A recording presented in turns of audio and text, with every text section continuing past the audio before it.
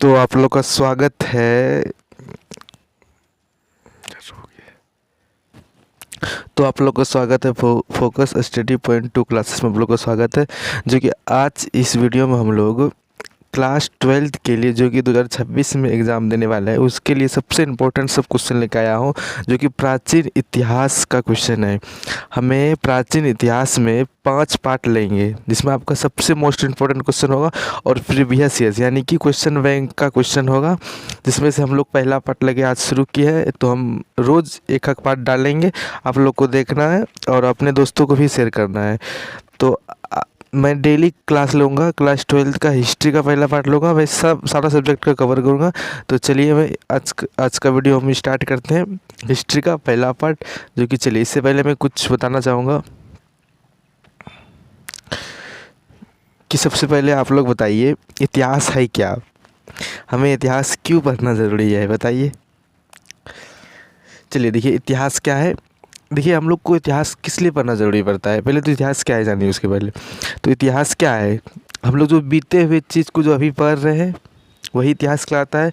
तो हमें यही इतिहास का डेफिनेशन हो गया एक शब्दों में अगर कहा जाए तो सबसे बड़ी बात उठता है क्या, तो डेफिनेशन बड़ी बात तो बहुत लोग सर ने लिखाए होंगे, पर समझिए हमें क्यों पढ़ना ज़रूरी पड़ता है इतिहास, बताइए।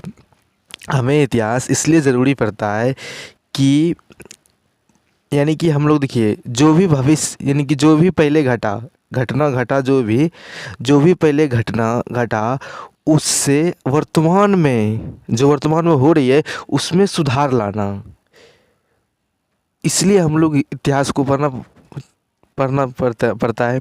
क्योंकि जो पहले जो घटना घटित है उससे आधारित जो अभी भी वही घटना घटेगा तो क्या फ़ायदा, कुछ होगा नहीं। तो इसलिए हम लोग इतिहास पढ़ते कि पहले जो घटना हुआ हो उससे परिवर्तन कर वही घटना अभी वर्तमान में सुधारा जा सकता है। यानी कि पहले कोई युद्ध लड़ा था इससे वैसे, तो अभी युद्ध का माहौल नहीं बनता है। यानी कि हम लोग कहीं ना कहीं इतिहास से प्रचलित है कि इसके कारण युद्ध हुआ था, तो अभी वही गलती दोहराना नहीं है। इसलिए हम लोग इतिहास को पढ़ते हैं कि पहले जो हुआ था वर्तमान में जो चेंज या भविष्य के लिए जो चेंज होगा, इसलिए हम लोग इतिहास पढ़ते हैं। ठीक है, तो चलिए तो स्टार्ट करते हैं आज का ऑब्जेक्टिव, जो कि पहला ऑब्जेक्टिव है। चलिए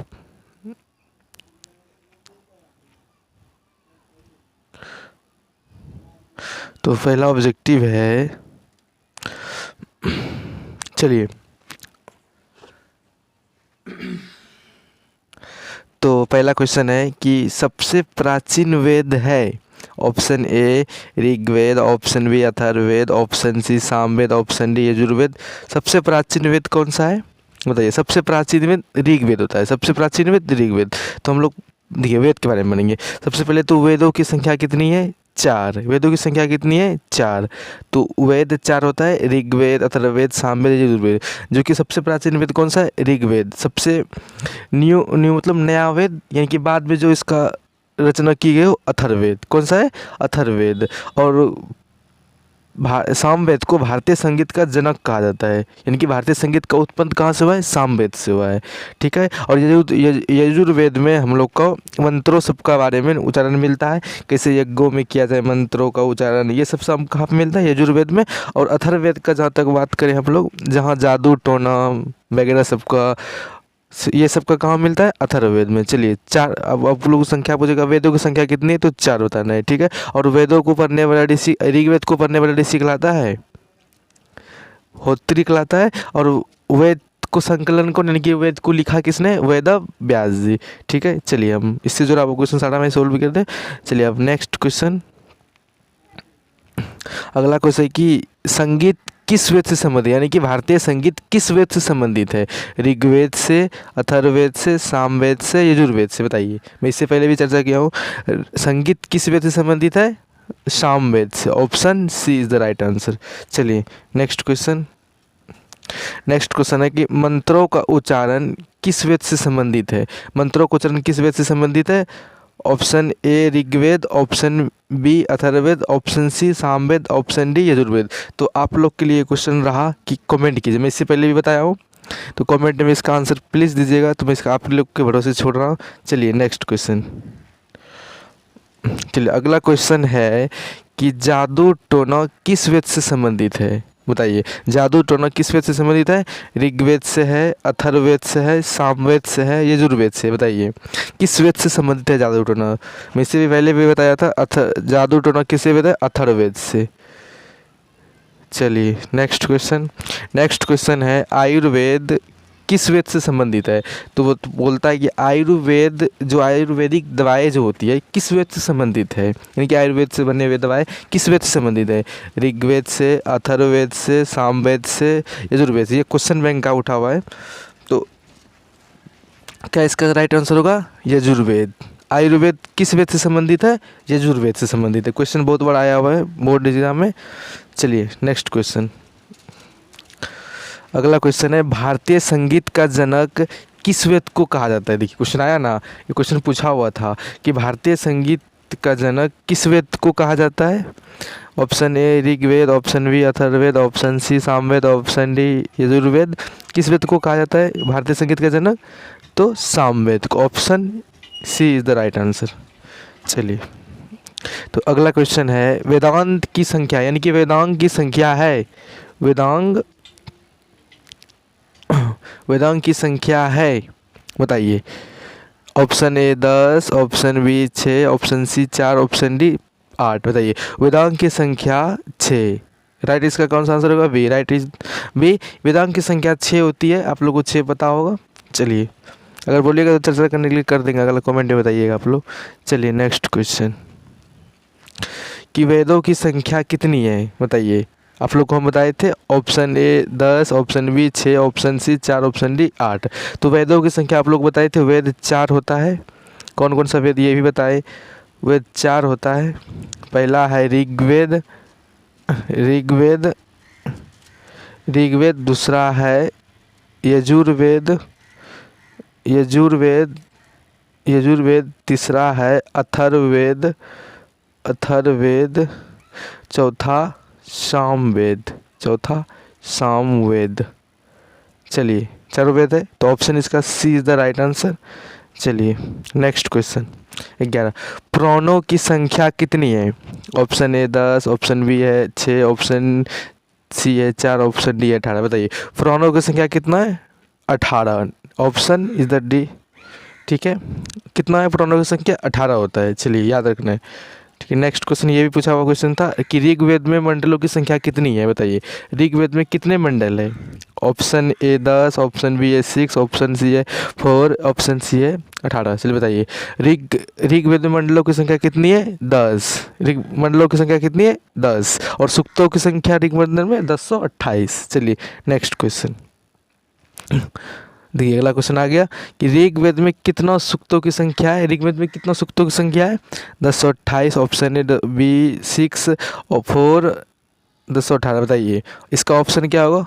राइट ए 1028। ऋग्वेद में मंडलों की संख्या कितनी है? 10 और सूक्तों की संख्या 1028। चलिए नेक्स्ट क्वेश्चन, चलिए बौद्ध ग्रंथ किस भाषा में लिखा गया था? बौद्ध ग्रंथ किस भाषा में लिखा गया था? प्राकृत, पाली, संस्कृत, हिंदी। बताइए तो बौद्ध धर्म का जो ग्रंथ लिखा गया था पाली भाषा में। किस में लिखा गया था? पाली भाषा में। चलिए option is the B right. चलिए नेक्स्ट क्वेश्चन, अगला क्वेश्चन कि महात्मा बुद्ध का जन्म कब हुआ था? 563 ईसा पूर्व में, 263 ईसा पूर्व में, 483 ईसा पूर्व में, 546 ईसा पूर्व में। बताइए इसका क्या राइट आंसर होगा? 563 ईसा पूर्व। महात्मा बुद्ध का जन्म कब हुआ था? 563 ईसा पूर्व में। कहाँ पे हुआ था? लुम्बिनी में हुआ था। कहाँ में? लुम्बिनी में, जो कि ये राजा का बेटा था। चलिए अगला क्वेश्चन, आगम साहित्य किस धर्म से संबंधित है? आगम जो साहित्य है वह किस धर्म से संबंधित है? Option A Jain, option B है बौद्ध, ऑप्शन सी है हिंदू, ऑप्शन डी है सिख। बताइए आगम जो साहित्य था वो जैन धर्म से संबंधित था। किससे था? जैन धर्म से संबंधित था, जिसमें जैन धर्मों का जीवन के बारे में लिखा गया है। चलिए option A is the right. चलिए नेक्स्ट क्वेश्चन है कि महाभारत की रचना की है कहता है महाभारत की रचना किसने की है, बताइए। वाल्मीकि, वेदव्यास जी, पतंजलि, इनमें से कोई नहीं, बताइए। इसका राइट आंसर क्या होगा? महाभारत का किसने रचना की है? वेदव्यास जी।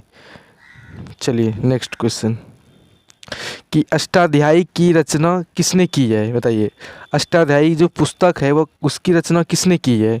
वाल्मीकि, पाणिनि, कौटिल्य, या इनमें से कोई नहीं। देखिए वाल्मीकि का पुस्तक व्याकरण है, पाणिनि का अष्टाध्यायी और कौटिल्य का अर्थशास्त्र। ठीक है, याद रखिएगा आप, तीनों ऑप्शन एलिमिनेट कर दिए। अर्थशास्त्र, ठीक है। फिर से बार रिवीजन करता हूँ, अष्टाध्यायी की रचना किसने की थी? पाणिनि, ऑप्शन बी सही होगा इसका। और वाल्मीकि द्वारा लिखा गया पुस्तक का नाम क्या है? व्याकरण, और कौटिल्य द्वारा अर्थशास्त्र, पाणिनि अष्टाध्यायी। चलिए, और विशाख दत्त द्वारा मुद्रा राक्षस किसने लिखा है? विशाख दत्त द्वारा। चलिए नेक्स्ट क्वेश्चन, कि इतिहास का पिता कहा जाता है, बताइए किसको? Option A Pliny, option B Pliny, इसे होगा अदफोलोनोरसी, ठीक है, प्लिनी है, ठीक है। तो इसका सी होगा हेरोडोटस, गलती लिखा है। चलिए हेरोडोटस, इनमें से कोई नहीं, बताइए। इतिहास का पिता हेरोडोटस को कहा जाता है, कई बार क्लास 12 बिहार बोर्ड में पूछा गया है। Option C right answer. चलिए नेक्स्ट क्वेश्चन, की नेचुरल हिस्ट्री की रचना किसने की है? बहुत बड़ा अच्छा क्वेश्चन है, सबसे अभी का बेस्ट क्वेश्चन है। नेचुरल हिस्ट्री की रचना किसने की है? प्लिनी ने, यही लिखा हुआ है, मिस कर दिया है टाइपिंग। तो पाणिनि द्वारा, हेरोडोटस द्वारा, या इनमें से कोई नहीं, बताइए। नेचुरल हिस्ट्री प्लिनी द्वारा लिखा गया था, ठीक है। नेचुरल हिस्ट्री किसका था? पाणिनि व्याकरण, हेरोडोटस इतिहास का पिता कहलाता है। चलिए हेरोडोटस का पुस्तक का भी नाम है शायद, याद नहीं आ रही है। चलिए, आर्यों का मूल निवास कहाँ था? ऑप्शन ए मध्य Asia, option B Bharat, option C चीन, इनमें से कोई नहीं, बताइए। कि आर्यों का मूल निवास कहाँ था? मध्य एशिया से आए थे, ठीक है। कहाँ से आए थे? मध्य एशिया से। मध्य एशिया का मूल निवास था, option A is the right answer. चलिए नेक्स्ट क्वेश्चन है कि विस्तृता नदी का आधुनिक नाम है? चिनाब, ब्यास, रावी, इनमें से कोई नहीं, बताइए। विस्तृता, ऑप्शन इसका होगा राइट आंसर डी, इनमें से किसी का नहीं। विस्तृता नदी झेलम नदी का प्राचीन नाम, झेलम नदी का प्राचीन नाम है। झेलम नदी का प्राचीन नाम है विस्तृता, ठीक है। चलिए अगला क्वेश्चन, सत्यमेव जयते किस उपनिषद से लिया गया था? बताइए, सत्यमेव जयते किस उपनिषद से लिया गया था? Option A Mundaka Upanishad, option B Kathopanishad, या बृहदारण्यक उपनिषद से, या इनमें से कोई नहीं, बताइए। तो सत्यमेव जयते किससे लिया गया था? मुंडकोप उपनिषद से। मुंडकोप उपनिषद, ये बहुत बार क्वेश्चन पूछा गया। सत्यमेव जयते किससे लिया गया? मुंडकोप उपनिषद से। चलिए नेक्स्ट अगला क्वेश्चन है, याम नचिकेतन किस उपनिषद से लिया गया है? नियाम नचिकेतन का युद्ध हुआ था, ठीक है। इसका बीच का संवाद किस उपनिषद में लिया गया था? किस उपनिषद में लिखा गया था? ये संबंधित है, बताइए। ऑप्शन ए मुंडको उपनिषद, कठोपनिषद, बृहदारण्यक उपनिषद, बताइए। या इनमें से कोई नहीं। इसका राइट आंसर होगा कठोप उपनिषद से लिया गया है, याम नचिकेतन का, ठीक है। तो चलिए, इससे पहले मैं लास्ट में 2 या 3 मिनट में आपको इतिहास का कुछ पार्ट बताता हूँ, जो कि क्लास 12 के लिए सब्जेक्टिव के लिए सबसे इम्पोर्टेंट रहेगा। ऐसे मैं इसके लिए अलग बनाऊँगा, लेकिन कुछ जान लेते हैं। देखिए, हम लोग को क्लास 12 में पढ़ना है इतिहास। देखिए इतिहास के प्रकार को पढ़ने से पहले हम लोग का इतिहास का स्रोत जानना होता है, ठीक है। तो पहले देखिए, तो इतिहास 3 प्रकार का हो जाता है, ठीक है। पहले प्राचीन इतिहास हो जाता है, प्राचीन इतिहास एंशिएंट हिस्ट्री। दूसरा होता है मध्यकालीन इतिहास, मिडिवल हिस्ट्री, मध्यकालीन इतिहास, कालीन इतिहास। और तीसरा हो जाता है आधुनिक इतिहास, यानी कि मॉडर्न हिस्ट्री, ठीक है, आधुनिक इतिहास, ठीक है। तो हम लोग इतिहास को 3 डिवाइड में बांटते हैं। प्राचीन इतिहास, मध्यकालीन इतिहास, आधुनिक इतिहास, यानी कि ईस्टर्न हिस्ट्री, मिडिवल हिस्ट्री और मॉडर्न हिस्ट्री। तो 3 भागों में बटा हुआ है। हम सबसे पहले प्राचीन इतिहास के बारे में जानेंगे। प्राचीन इतिहास को पढ़ने से पहले इसका स्रोत पढ़ा जाता है। क्या पढ़ा जाता है? स्रोत। प्राचीन इतिहास का स्रोत। देखिए, प्राचीन इतिहास का स्रोत मुख्यतः दो प्रकार में है, या 2 प्रकार का स्रोत है। पहला साहित्यिक स्रोत, साहित्यिक स्रोत। दूसरा पुरातात्विक स्रोत। कौन सा? पुरातात्विक स्रोत। ठीक है, जिसमें हम लोग की साहित्यिक स्रोत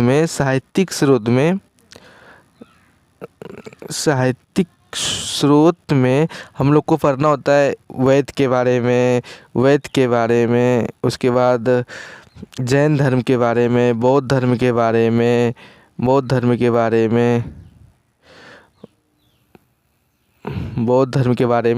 और सब वेदांग के बारे में, पुराण के बारे में पढ़ना पड़ता है। ये सब सारे किसमें? साहित्यिक स्रोत में पढ़ा जाता है। किसमें? साहित्यिक। आप लोगों को 12th में डायरेक्ट क्वेश्चन पूछा जाता है कि साहित्यिक स्रोत का वर्णन करे, या प्राचीन इतिहास के स्रोतों का वर्णन करे 5 नंबर में। ठीक है, तो साहित्यिक स्रोत में क्या क्या पढ़ना पड़ता है? वैद, जैन, बौद्ध। तो अगला क्या है? अगला हम लोग को पुरातात्विक किसके बारे में पढ़ना पड़ता है? पुरातात्विक में हम लोग को सिक्कों के बारे में पढ़ना पड़ता है। किसमें? सिक्कों, अभिलेखों इत्यादि। सिक्कों और अभिलेखों के बारे में पढ़ा जाता है। ठीक है, तो संक्षेप में हम बता देते हैं आपको कि हम लोग को इतिहास को 3 डिवाइड में बांटा गया है। पहला प्राचीन इतिहास, दूसरा मध्य इतिहास, तीसरा आधुनिक इतिहास। और प्राचीन इतिहास को पढ़ने से पहले हम लोग को उनके बारे में स्रोत पढ़ा जाता है। प्राचीन इतिहास का स्रोत कितने डिवाइड में बांटा गया है? 2 भागों में। साहित्यिक स्रोत, पुरातात्विक स्रोत। जिसमें कि साहित्यिक स्रोत में क्या क्या पढ़ना होता है? साहित्यिक स्रोत में क्या क्या पढ़ना होता है कि बौद्ध धर्म के बारे में, जैन धर्म के बारे में, वेद के बारे में, वेदांग के बारे में, पुराण के बारे में, महाभारत के बारे में पढ़ना पड़ता है। किसमें? साहित्यिक स्रोत में। और पुरातात्विक स्रोत में किसके बारे में पढ़ना पड़ता है? अभिलेख के बारे में, सिक्कों के बारे में इत्यादि सब के बारे में पढ़ना पड़ता है। ठीक है, तो आज के लिए इतना ही। तो ठीक है, इसी तरह वीडियो बनाएंगे। आप लोग कमेंट कीजिएगा किसी टॉपिक पर भी बनाना हो तो। Thank you.